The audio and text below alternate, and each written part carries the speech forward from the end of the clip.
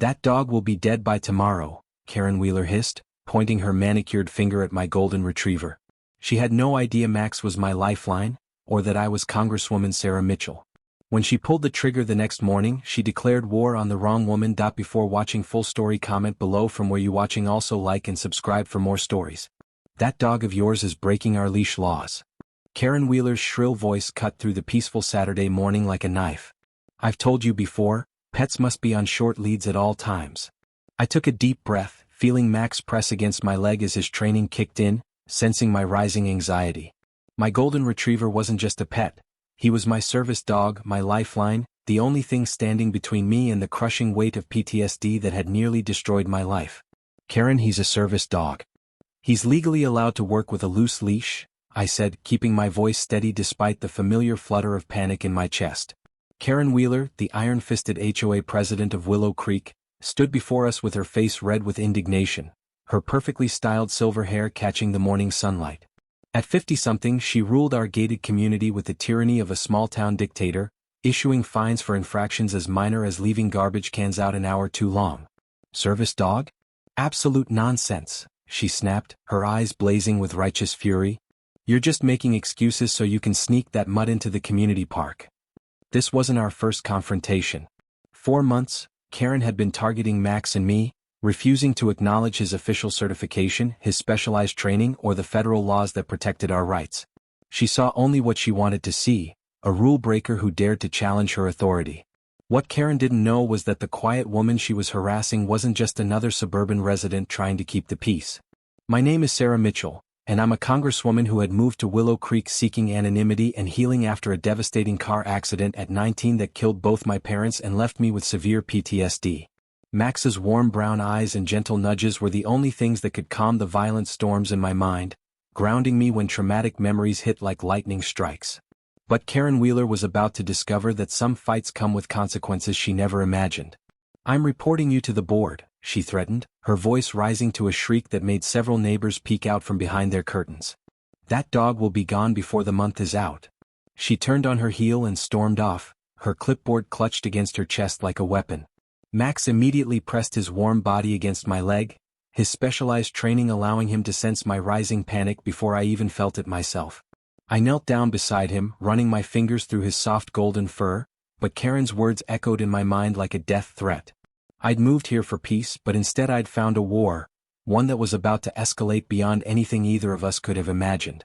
The air was crisp, flowers bloomed in rainbow clusters along the sidewalks, and children's laughter echoed from nearby backyards. I was walking Max through our neighborhood, his leash loose in my hand, his bright red service vest clearly visible with its official patches and certifications. Max trotted beside me with the confidence of a dog who knew his purpose, occasionally pausing to sniff interesting scents but never straying far from my side. That's when Karen Wheeler emerged from her pristine colonial house like a storm cloud ready to burst. She was the HOA president, a woman in her late 50s with perfectly styled silver hair and a perpetually pinched expression that suggested she'd been sucking on lemons for decades. Karen ruled Willow Creek with an iron clipboard, issuing fines for infractions as minor as leaving garbage cans out an hour too long or planting flowers in unapproved colors. Her face was already red with indignation as she marched toward us, her designer heels clicking against the sidewalk like a countdown to confrontation. Sarah Mitchell, she bellowed, her voice carrying across the entire street. That dog of yours is breaking our leash laws. I've told you before, pets must be on short leads at all times. I took a deep breath, feeling Max's reassuring presence beside me. Karen, he's a service dog. He's legally allowed to work with a loose leash, I said, keeping my voice calm and steady despite the familiar flutter of anxiety in my chest. Service dog? Absolute nonsense, she snapped, her eyes blazing with righteous fury. You're just making excuses so you can sneak that mutt into the community park. The park she referred to was a small green space at the heart of our neighborhood, a peaceful oasis with ancient oak trees, well-maintained benches, and a small pond where ducks paddled lazily in the afternoon sun. It was where Max and I went to find solace, where I could sit quietly and let his steady breathing calm my racing thoughts. The HOA rules clearly stated that pets were banned from the park, but service dogs were explicitly exempt from this restriction.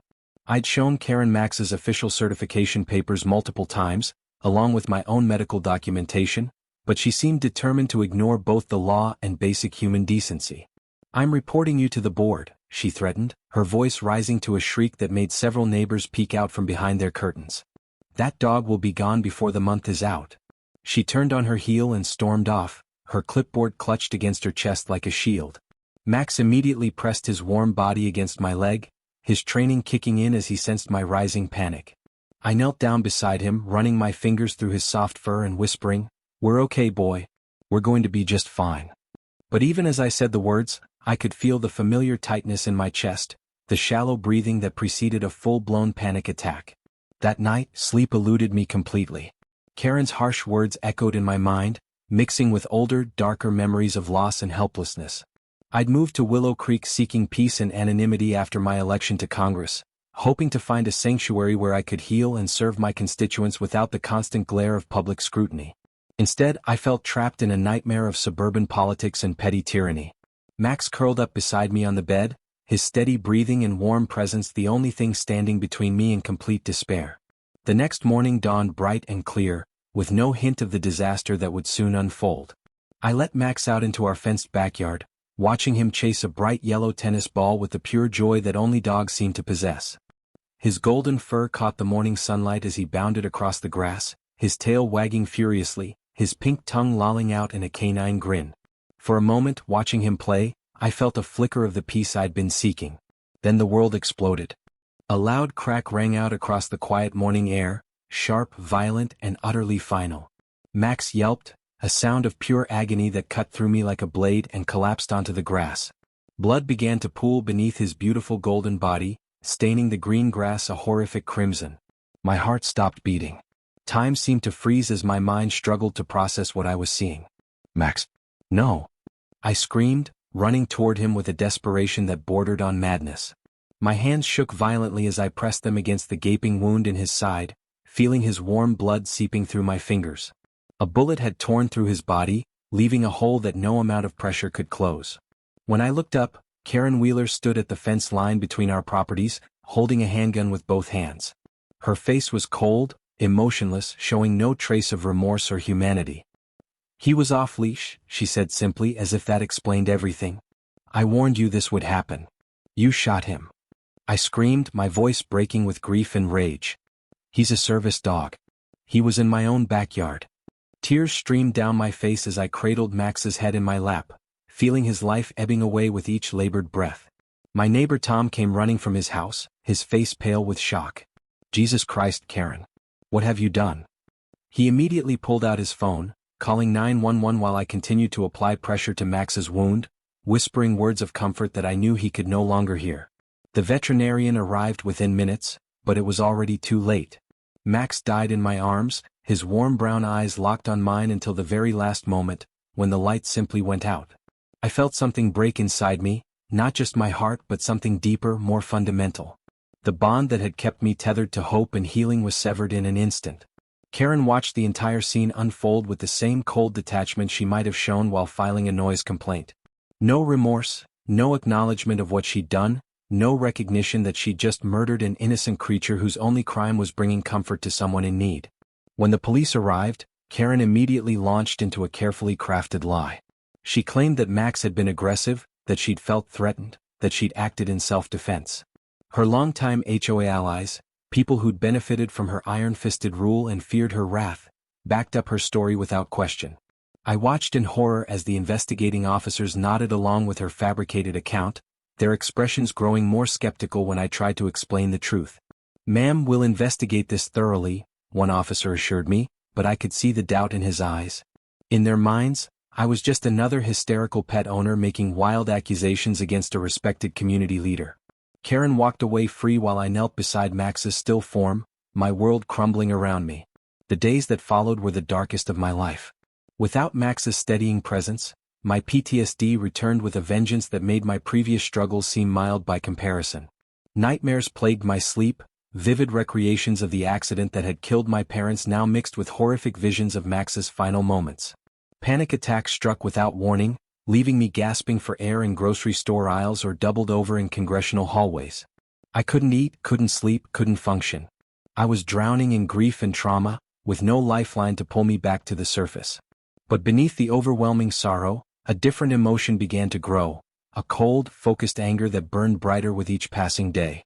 Karen Wheeler had made one crucial mistake. She didn't know that the grieving woman she dismissed as a powerless dog owner was actually Congresswoman Sarah Mitchell, elected just over a year ago and deliberately keeping a low profile in my personal life.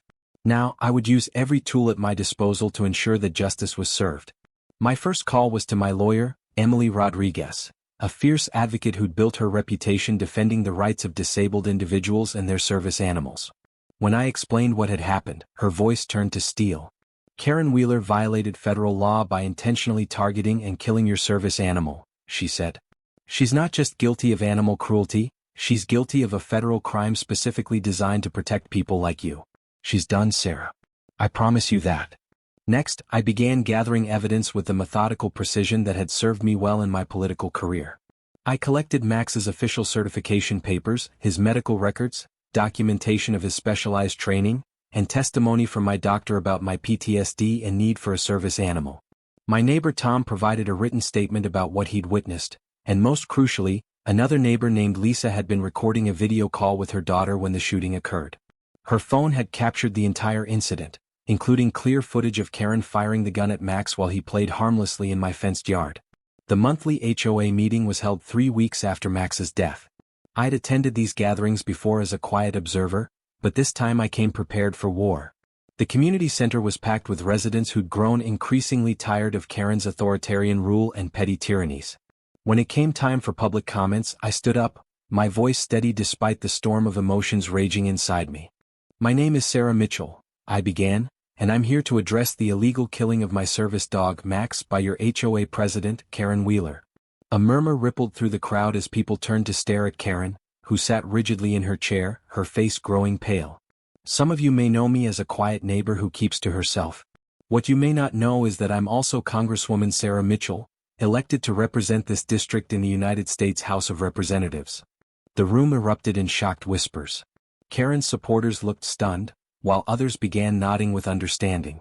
I continued, presenting each piece of evidence methodically, explaining the federal laws that protected service animals and the serious criminal charges that Karen would soon face. When I played the video that Lisa had captured, showing Karen deliberately shooting Max in my own backyard, several board members gasped in horror. This woman has ruled our community through fear and intimidation for too long, I concluded. She's abused her power, violated federal law, and committed an act of cruelty that has no place in a civilized society. I'm calling for her immediate removal from the HOA board and full accountability for her actions. The vote was unanimous.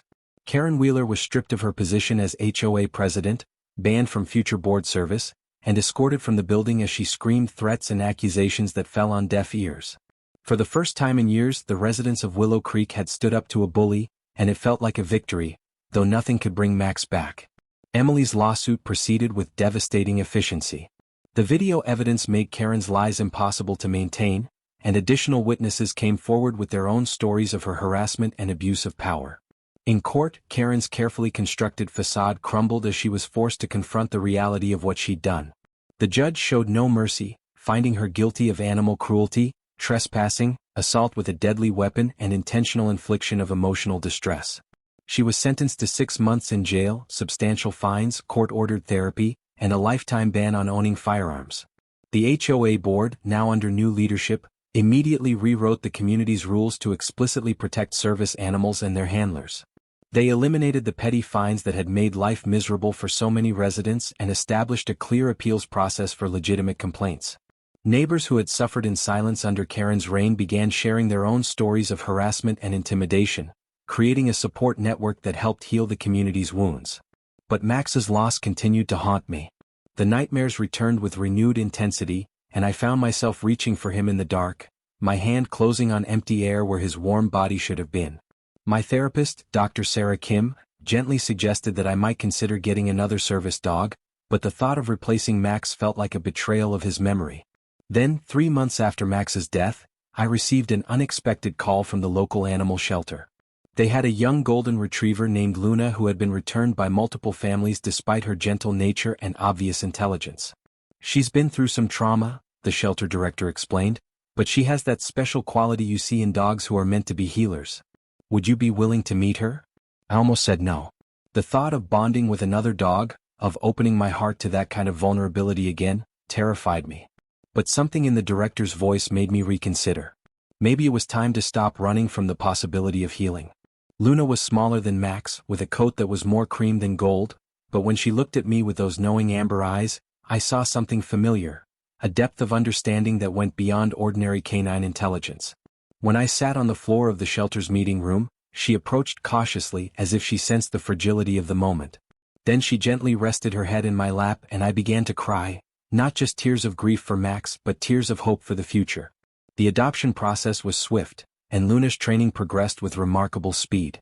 She seemed to understand instinctively what I needed, positioning herself to interrupt my nightmares, alerting me to rising panic before I even felt it myself, creating a buffer between me and the world when crowds became overwhelming.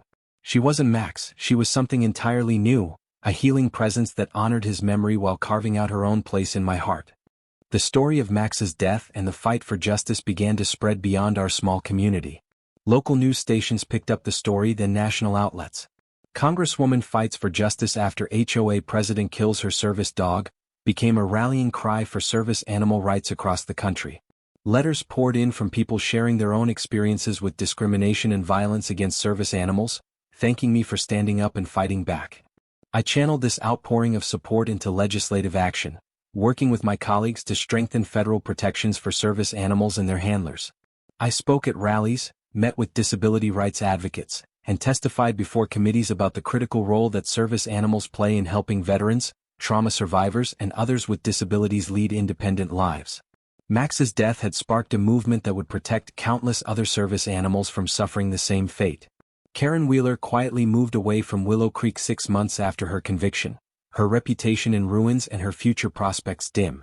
I don't wish her pain or continued suffering, but I hope that somewhere in the quiet moments of her exile, she feels the full weight of what she destroyed, not just a dog's life, but a bond that had been the difference between healing and despair for someone who had already lost so much. Every morning now, I walk Luna through Willow Creek's community park, which is now officially open to service dogs and their handlers. Children play on the swings nearby, their laughter mixing with the sound of birds singing in the oak trees.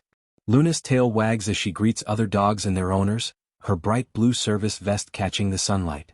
She's different from Max in countless ways.